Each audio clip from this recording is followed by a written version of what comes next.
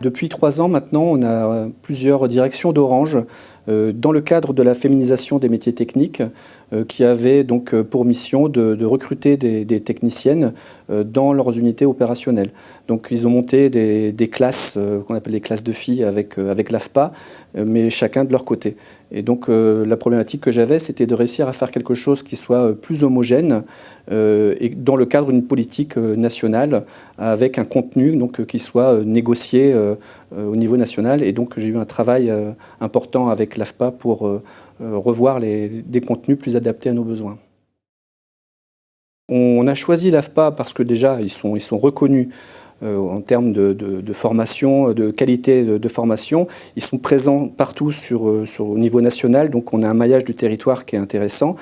Et surtout, ils sont reconnus sur la partie certification. Plutôt que de partir sur un cursus classique, on leur a demandé de revoir un petit peu le contenu de certaines formations. On l'a fait ensemble, on a réfléchi à quel était le meilleur contenu possible par rapport à notre population et à nos objectifs. Donc ils ont su, avec leurs ingénieurs formation, co-construire ça donc, avec nous, l'École des métiers techniques.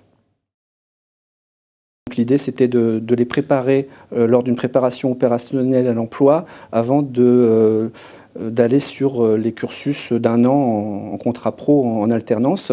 Et donc, on a fait des classes uniquement de femmes pour avoir des groupes homogènes et donc des formateurs qui puissent s'adapter le plus possible à une population qui est très éloignée du monde technique au départ. On a des projets ensemble, on voudrait créer un nouveau titre qui sera encore plus près de nos besoins et qui intégrerait plus de digital avec des formations peut-être à distance sur des plateaux techniques en e-learning qui apportent également donc, beaucoup de souplesse et d'efficacité.